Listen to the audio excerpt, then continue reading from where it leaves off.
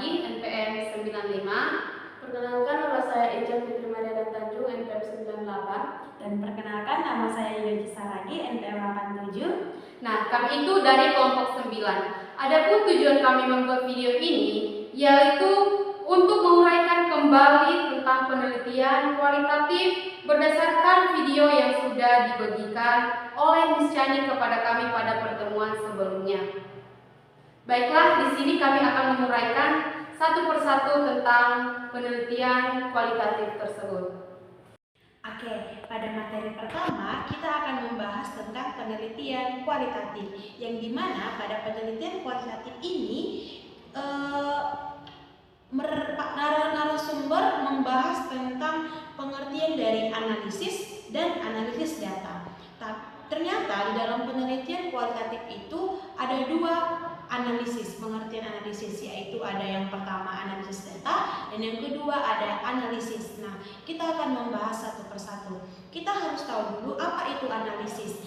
Analisis yang dimaksud dalam narasumber tersebut adalah analisis itu memeriksa atau menyelidiki suatu peristiwa atau sebuah masalah melalui data yang dikumpulkan. Sebagai contohnya yang mereka ambil adalah bagaimana cara pandang ibu rumah tangga yang bekerja di kantor dan di rumah. Artinya kan kita harus meneliti sebuah ibu rumah tangga yang bekerja di kantor dan juga bekerja di rumah. Proses itulah yang dinamakan melihat data-data. Nah, jadi setelah kita menentukan judul kita, itulah yang dinamakan proses melihat data.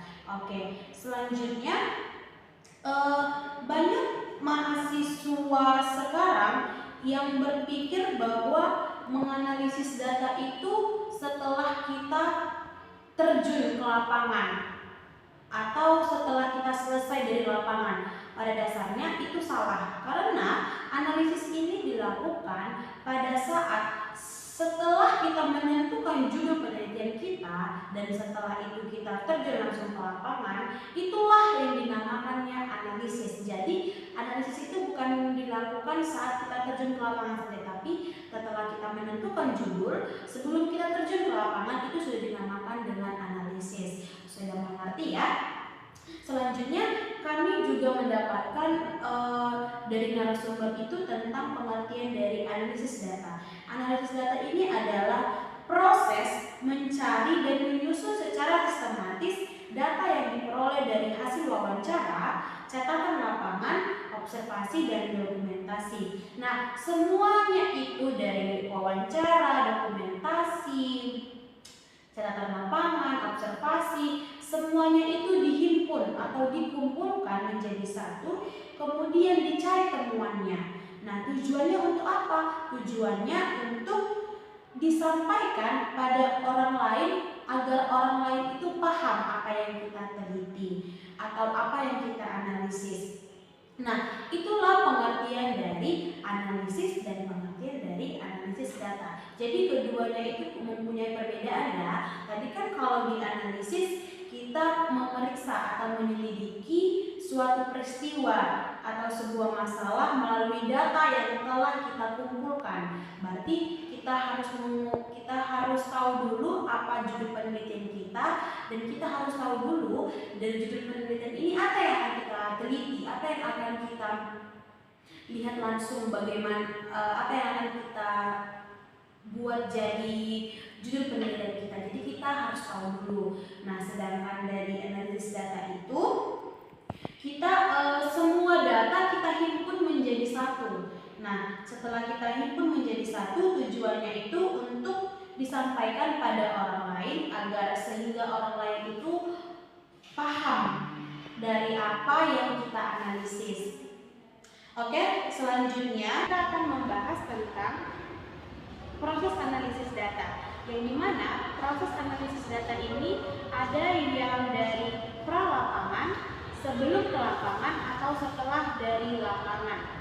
Kita akan membahas satu persatu dari analisis sebelum ke lapangan. Yang dimana kita membuat judulnya konflik batas tanah antar suku di daerah Y, dimana kita harus menelaah atau membaca artikel atau skripsi tertentu untuk memastikan apakah penelitian yang sama sudah dilakukan atau belum. Sebelum membuat proposal harus dilihat kondisi lapangannya. Yang kedua, analisis saat di lapangan yang dimana atau yang bisa disebut data collection. Peneliti melakukan pengumpulan data melalui wawancara, observasi, dan dokumentasi, di mana data tersebut direkam atau dicatat atau diabadikan ataupun diingat, kemudian disimpan. Di dalam menyimpan penelitian juga ada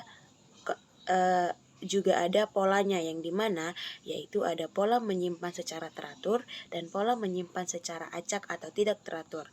Yang pertama itu ada pola menyimpan secara teratur, yang dimana pedomannya itu adalah pedoman wawancara, pedoman observasi, dan pedoman dokumentasi. Pada pola menyimpan teratur pada pola penyimpanan itu tergantung si peneliti. Pada pola penyimpanan teratur itu, setelah melakukan wawancara, lalu besok harinya melakukan observasi, lalu besok harinya melakukan dokumentasi. Jika sudah seluruh data terkumpul lalu diolah, itulah yang dimaksud dengan data collection atau model teratur. Yang kedua itu ada model pengumpulan data yang sifatnya acak, yang dimana sifatnya itu mengumpulkan semua data lalu diolah. Contohnya, pada pagi hari ini melakukan wawancara kepada narasumber, setelah itu siangnya langsung diolah. Itulah yang dinamakan pola pengumpulan data secara acak ataupun tidak teratur. Kebanyakan penelitian menggunakan model acak karena data yang digunakannya itu lebih menyeluruh, karena data pada model penyimpanan model acak ini datanya itu lebih valid ataupun lebih menyangkup semua materi dari si peneliti tersebut. Selanjutnya materi akan dilanjutkan oleh rekan saya. Baiklah, selanjutnya kita akan membahas proses pengumpulan data. Proses pengumpulan data ini ada analisis saat di lapangan. Di lapangan itu ada data collection atau pengumpulan data. Jadi, peneliti akan mengumpulkan data melalui wawancara, baik itu secara observasi, baik itu dengan dokumentasi. Jadi, seluruh data yang sudah didapat jangan lupa untuk direkam, dicatat, diabadikan, diingat, kemudian disimpan ke laptop ataupun penyimpanan lainnya. Seluruh data dapat dikumpulkan secara teratur dan juga secara tidak teratur. Nah, yang pertama itu ada pola teratur. Nah, pola teratur ini adalah saat kita turun ke lapangan, kita sudah mempunyai pedoman wawancara, sudah mempunyai pedoman observasi, dan pedoman dokumentasi. Kita akan melakukan observasi, dan besoknya kita akan melakukan dokumentasi. Jika setelah data sudah terkumpulkan, barulah kita bisa mengolah data tersebut. Itulah yang disebut dengan data collection yang model teratur. Nah, yang kedua itu ada pola teracak atau pola tidak teratur. Nah, contohnya ini, waktu pertama kita melakukan wawancara ke lapangan, untuk pertama kalinya, kita wawancara ke kepala desa. Setelah di malam harinya itu, kita akan langsung mengolah data yang kita dapat. Kita translate, kemudian kita baca, lalu kita olah data yang sudah kita terima. Kemudian esok harinya kita akan melakukan wawancara yang kedua dengan kepala desa. Nah, di siang harinya kita akan melakukan observasi untuk memastikan apakah kepala desa itu benar atau tidak. Misalnya nih, di desa kami itu kepala desa itu memberitahu bahwa di desanya itu kebanyakan rumah-rumah di sana masih terbuat dari kayu dan halamannya sangat bersih. Nah, kita akan berkeliling, kita akan memastikan apakah perkataan kepala desa ini benar atau tidak. Nah, setelah kita lihat, oh, Iya, ternyata benar. Kebanyakan rumah di sini itu masih terbuat dari kayu dan halamannya juga bersih. Nah, itulah kita akan observasi langsung. Nah, tadi kita kan sudah membahas pola pengumpulan data, yang dimana tadi ada pertama pola teratur, yang kedua itu pola teracak. Nah, jadi perbedaannya itu kalau pola teratur ini kita harus mengumpulkan semua dulu data baru diolah. Sementara kalau pola teracak ini atau tidak teratur ini, kita mengumpulkan data lalu kita olah. Nah, setiap kita mendapatkan data, kita langsung mengolah data tersebut. Jadi, peneliti itu lebih banyak menggunakan pola yang kedua, yaitu pola teracak. Nah, karena kalau pola teracak ini, data yang kita dapatkan itu lebih menyeluruh daripada diolah di akhir. Kalau pola teratur itu, ketika kita wawancara selama 1 minggu, baru kemudian bulan depannya baru kita mengolah data tersebut. Ataupun yang data wawancara itu sudah nggak fresh lagi, tetapi kalau wawancara terus di malam harinya, kita akan ingat, kenapa ya saya tadi tidak bertanya ini aja. Nah, jadi yang timbul dalam pikiran kita itu bisa langsung kita catat untuk akan kita wawancarai ke depannya atau untuk besoknya, sehingga datanya lebih fresh dan dalam. Sebenarnya data kualitatif ini tidak bisa diendap atau dibiarkan berapa lama. Nah, lebih cepat diolah maka akan lebih bagus, tetapi itu kembali lagi kepada si peneliti. Jadi kita dapat menyimpulkan dari dua pola pengumpulan data tersebut, yang dimana tadi pertama itu ada pola teratur dan yang kedua itu pola teracak. Pola teratur ini, semua data harus dikumpulkan terlebih dahulu lalu diolah.